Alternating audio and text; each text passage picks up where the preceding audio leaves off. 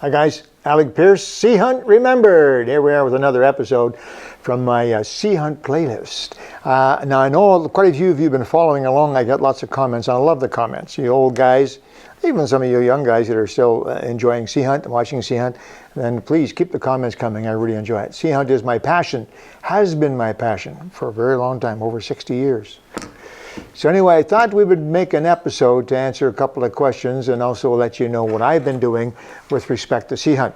And one of the most common questions is, where do I find Sea Hunt material? Where do I get material? Can I find new things and so on like that? Well, yeah. Number one, yes, I do find new Sea Hunt material once in a while, not very often. Matter of fact, I got an email today from a chap who has been collecting Sea Hunt stuff as well, and we're sharing pictures and ideas back and forth, and hopefully, as I said to him, he may actually have some stuff that I don't have in my collection and vice versa. And, you know, depending on how things go, he may want something and I may want, we may do some trading and buying. Sometimes I simply buy it if I want it badly enough and so on. But the point is that, yep, there's still Sea Hunt memorabilia, even though I have, I don't know how many items, hundreds and hundreds of items, unique items. In some cases, I have unique items. By unique, I mean there only is one. I have it. But there's lots and lots of Sea Hunt material out there, lots of it. Where do I find it? That's another question I get very often. Where do I find Sea Hunt material? Well, you know, I can't really honestly answer that. It comes from all over. I search actively for any Sea Hunt items on the major auction sites, eBay, and a couple other ones as well. I have search engines in there that watch for anything unique in Sea Hunt, and I find quite a bit. I bought some stuff this past week, some minor stuff, TV guides and bits and pieces like that. It's always of interest. If I don't have it in my collection, then I'd like to add it, and I will do my best to get it. I have people who watch for me. I have friends around the world, actually, in the UK and in Germany and in Brazil, other places, throughout the United States and Canada, of course. And when they see things to do with Sea Hunt, they'll let me know about it, and if I want it, and they'll purchase it for me. But I get it other ways as well. Let me tell you a little story. My dear wife and I, Diana, we watch Sea Hunt on a very regular basis. In fact, we're getting almost to the end of watching the last of the 155 episodes. We just said a little while ago, we sat down and decided we will watch them all. So every day at breakfast, when we sat down to eat our breakfast, I put on a Sea Hunt episode. It works perfectly. The Sea Hunt episodes were 17 to 20 minutes long, filled a half-hour spot with commercials, and they're neat. We sit there and watch them and laugh about them sometimes, but I'm watching all the time. All the time I'm watching the equipment that he has on and what his guest stars are using and what I see in the background and so on. We found a lot of neat stuff. I'm going to share some of it with you. But as I'm doing that, sometimes I see things I hadn't seen before, and I'll be eating my whatever, eggs and bacon in the morning and watching Sea Hunt. Oh, Diana, stop that. Go back. My gosh, look at that. Sea Hunt. Mike Nelson is using one of those Voigt PL3 dive lights. This is it right here. Now this is really, and this actually just happened just a short while ago.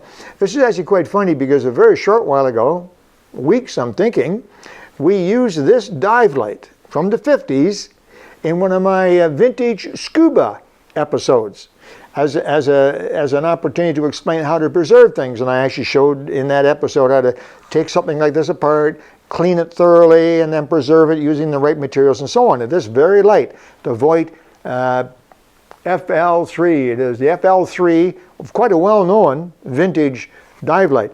Not terribly common because they were rubber and so they broke, and they had a plastic lens which also broke. So they aren't really common in good condition.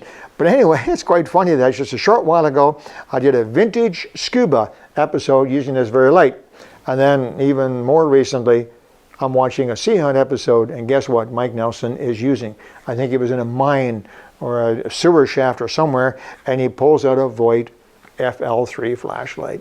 Exactly. So guess what? This now becomes a piece of Sea Hunt memorabilia, for me anyway. In my Sea Hunt collection, I've written a few articles about this, and I have more coming. My Sea Hunt collection is broken down into many things. There are TV promotional items. There is the King Neptune collection of Lloyd Bridges endorsed diving equipment. There is actual equipment used in the program. There are props, that is clocks and desk pieces and so on that were used in the program, filming episodes as well. Comic books, games, all kinds of, there are many categories. Well, this falls into the category of equipment used in the filming of Sea Hunt. Now, no, this is not the light that Mike Nelson used. This is not the light that was actually used. This is not the one. Apparently, and to the best of our knowledge, speaking to members of the family and members of the cast and crew and so on, all of the scuba equipment that was actually used, the original gear that was actually used, is gone. It was either returned to Voight, the manufacturer, or well used, it was thrown out, is gone.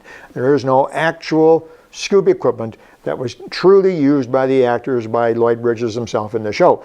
So the equipment that I have is pretty extensive. I have almost everything that Mike Nelson used in the episodes. If you want to see some of it, I will be showing you some of it. But this is one of the lights that he used. So this now becomes part of my collection. The Voight FL3 rubber covered flashlight, made in the 50s, and it was used by Mike Nelson in one of the episodes. So that gives you an idea as well. Point is this: if you're looking to increase, improve, upgrade your Sea Hunt collection, you got to watch all the time. You never know. Speak to friends, watch auction sites, watch the episodes, read the comic books, get ideas. Something go, hey, I know where there is one of those pieces of equipment. It's happened to me many, many times. I've been very, very fortunate as I chase around to be able to find these things. Anyway, there's some more ideas on Sea Hunt. I got a couple more coming. As I've been watching those episodes, I've had a couple of projects, and I'm going to tell you about those as well in an upcoming episode of Sea Hunt Remembered. Talk to you again real soon. I'm going to go and try my Sea Hunt light.